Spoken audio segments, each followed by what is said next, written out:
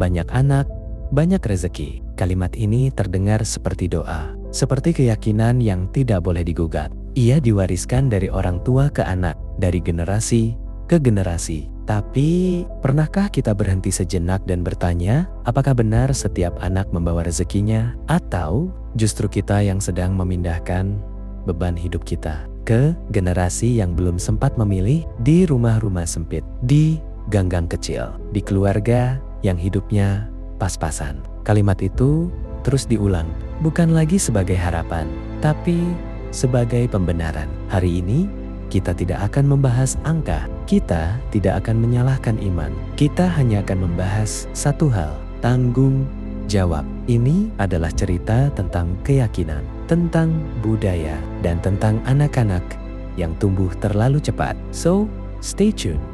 Jangan kemana-mana, ini tentang mereka yang terdengar, tapi jarang didengar. Inilah kaum marginal, karena yang terpinggirkan juga punya cerita. Banyak anak, banyak rezeki. Kalimat ini terdengar suci, seperti doa yang tidak boleh dipertanyakan, seperti warisan yang tidak boleh digugat. Diucapkan saat kelahiran bayi, diucapkan saat anak ketiga lahir, diucapkan lagi saat anak kelima datang. Dan setiap kali kondisi ekonomi ditanya, jawabannya tetap sama. Tenang saja, rezeki sudah ada yang ngatur. Tapi, apakah keyakinan itu selalu lahir dari kesiapan atau justru dari ketidakberdayaan? Kita harus berani, jujur. Di banyak sudut negeri ini, kalimat itu bukan lagi harapan, tapi pembenaran. Pembenaran untuk tidak merencanakan. Pembenaran untuk tidak menghitung. Pembenaran untuk menyerahkan tanggung jawab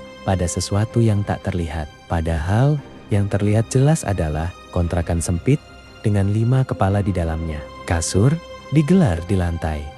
Berhimpitan 1 kipas angin untuk 1 keluarga besar. Anak belajar sambil dengar orang tuanya bertengkar soal uang. Apakah itu yang disebut rezeki? Kita sering lupa. Rezeki bukan hanya soal lahirnya anak. Rezeki adalah kualitas hidup anak itu. Apakah dia bisa makan cukup? Apakah dia bisa sekolah tanpa takut dikeluarkan? Apakah dia bisa sakit tanpa membuat orang tuanya panik soal biaya? Atau justru sejak kecil dia sudah belajar satu hal, jangan banyak minta uang, nggak ada. Ironisnya, kalimat banyak anak, banyak rezeki sering paling keras terdengar justru dari mereka yang hidupnya paling berat. Bukan dari keluarga mapan, bukan dari mereka yang punya tabungan pendidikan, bukan dari mereka yang punya rumah warisan, tapi dari mereka yang hari ini saja masih bingung makan apa besok. Kenapa? Karena dalam kondisi sulit, harapan menjadi satu-satunya pegangan. Dan kalimat itu terdengar seperti pegangan. Masalahnya, harapan tanpa perhitungan bisa berubah menjadi beban yang diwariskan. Kita jarang bertanya pada anak yang lahir keempat atau kelima dalam keluarga miskin. Apakah dia lahir dari kesiapan atau lahir dari kebiasaan? Kita jarang berani mengakui bahwa kadang anak lahir bukan karena rencana, tapi karena tidak ada edukasi, tidak ada akses, tidak ada keberanian untuk berkata cukup. Dan yang paling menyakitkan, anak-anak itu tumbuh besar mendengar satu kalimat yang sama, kamu harus bantu orang tua nanti. Seolah sejak bayi, mereka sudah punya utang. Padahal, mereka tidak pernah meminta untuk dilahirkan dalam kondisi seperti itu. Ini bukan soal menolak anak. Ini bukan soal anti keluarga besar. Ini soal tanggung jawab. Karena setiap anak bukan hanya membawa rezeki. Dia juga membawa biaya, membawa kebutuhan, membawa masa depan yang harus diperjuangkan. Dan kalau semuanya diserahkan pada keyakinan tanpa usaha dan perencanaan, yang lahir bukan banyak rezeki, yang lahir adalah banyak keterbatasan. Kita perlu berani mengakui satu hal yang tidak nyaman. Tidak semua keyakinan lama masih relevan dengan realita hari ini. Dulu, mungkin lahan luas, pekerjaan cukup, biaya hidup rendah. Hari ini, harga susu naik, biaya sekolah melonjak, rumah makin jauh dari jangkauan, lapangan kerja makin sempit. Tapi kalimatnya tetap sama, banyak anak, banyak rezeki. Mungkin sudah saatnya kita bertanya, apakah ini keyakinan Atau ini cara paling aman untuk tidak merasa bersalah? Karena yang membayar harga dari keyakinan itu bukan orang dewasa, tapi anak-anak yang lahir tanpa pilihan. Anak adalah anugerah, namun tanpa kesiapan, ia bisa berubah menjadi tekanan yang sunyi. Narasi banyak anak banyak rezeki seringkali membentur realita pahit di kelas bawah, di mana setiap tambahan nyawa bukan berarti tambahan kesejahteraan, melainkan pembagian sumber daya yang semakin menipis. Di balik senyum foto keluarga, ada tagihan yang menumpuk, gizi yang dikompromikan, dan pendidikan yang terpaksa diwariskan atau dihentikan. Ketika penghasilan tetap sementara, beban bertambah. Logika dipaksa diam. Nasi dibagi lebih kecil. Mimpi anak sulung dikubur demi adik, dan perhatian orang tua tergerus oleh kelelahan fisik yang luar biasa. Dampak yang paling menyakitkan bukan hanya soal materi, melainkan hilangnya ruang emosional dalam rumah yang sempit dan penuh tekanan.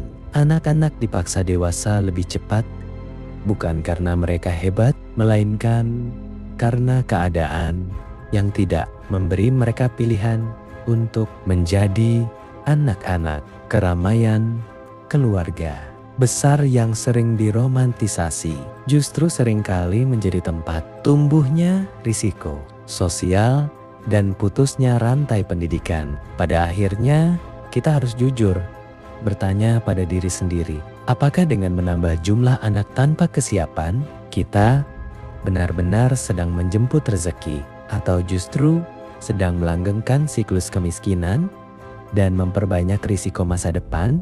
Kalimat banyak anak, banyak rezeki seringkali disalahartikan sebagai dogma iman yang melarang adanya perhitungan logis. Padahal ada perbedaan mendasar antara percaya pada Tuhan dan pasrah tanpa tanggung jawab, menggunakan takdir sebagai tameng untuk menghindari evaluasi finansial adalah bentuk kemalasan berpikir. Karena rezeki tidak jatuh dari langit, melainkan datang lewat kerja keras yang tekanannya justru semakin berat seiring bertambahnya tanggungan. Fenomena ini diperparah oleh tekanan sosial yang menjadikan tubuh perempuan sebagai ladang pembuktian kesuburan dan menganggap jumlah anak sebagai simbol keberhasilan tanpa pernah banner-banner menanyakan kesiapan mental dan finansial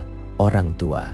Ironisnya, anak seringkali dilahirkan dengan beban tugas sebagai asuransi hari tua atau dana pensiun bagi orang tuanya. Padahal mereka adalah manusia merdeka yang tidak pernah menandatangani kontrak jaminan sosial apapun, memaksakan pola pikir masa lalu di tengah realita modern dengan biaya hidup yang melonjak dan persaingan kerja yang brutal hanya akan memberikan awal hidup yang tidak adil bagi anak-anak. Pada akhirnya, iman tanpa tanggung jawab bukanlah sebuah kekuatan, melainkan pelarian.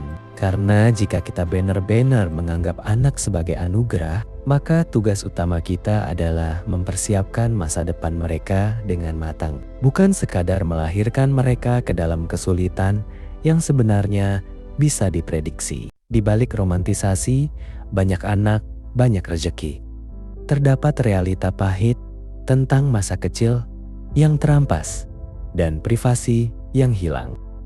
Anak-anak yang lahir dalam keluarga dengan beban ekonomi tinggi seringkali dipaksa dewasa sebelum waktunya. Mereka tumbuh dengan perasaan bersalah untuk memiliki kebutuhan dan belajar, menekan keinginan demi menjaga kelangsungan hidup keluarga. Pujian anak yang dewasa seringkali hanyalah selubung bagi luka pengasuhan, di mana perhatian orang tua yang kelelahan secara fisik dan mental berubah menjadi perintah satu arah tanpa dialog. Kondisi ini menciptakan lingkungan yang memprioritaskan kelangsungan hidup jangka pendek di atas pendidikan dan mimpi, sehingga anak-anak didorong untuk bekerja lebih awal atau menikah cepat, yang pada akhirnya justru melanggengkan siklus kemiskinan yang sama. Secara mental, beban untuk menebus keadaan keluarga menciptakan kecemasan sistemik dan perasaan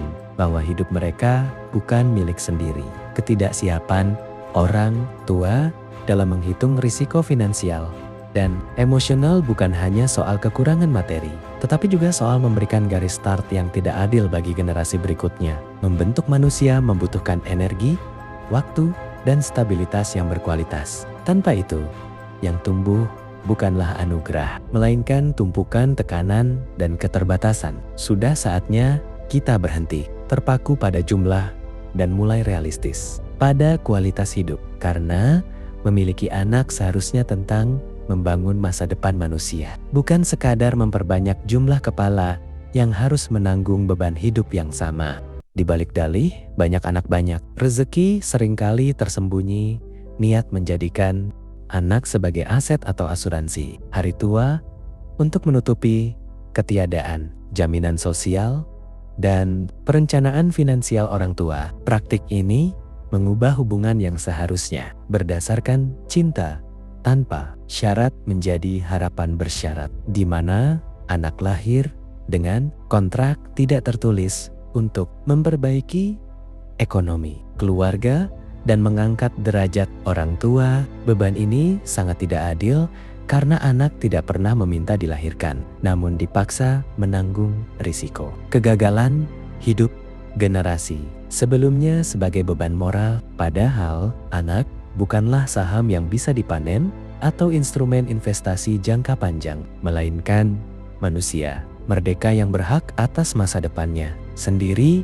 tanpa harus dibebani untuk membayar utang masa lalu orang tuanya. Tujuan utama dari kesadaran ini bukanlah untuk menantang iman atau tradisi, melainkan untuk menegaskan bahwa tanggung jawab orang tua adalah memastikan dunia yang dipijak anak tidak terlalu berat. Menghitung kesiapan finansial, mental, dan emosional sebelum memutuskan memiliki anak bukanlah bentuk kurangnya rasa syukur, melainkan bentuk tertinggi dari kasih sayang dan kedewasaan. Kita harus berhenti meromantisasi jumlah dan mulai realistis pada kualitas pengasuhan, karena cinta saja tidak cukup untuk membesarkan manusia. Di zaman yang semakin kompetitif ini, memilih untuk berencana dan menunda hingga benar-benar siap adalah tindakan mulia demi memutus rantai ketergantungan dan memastikan bahwa setiap anak yang lahir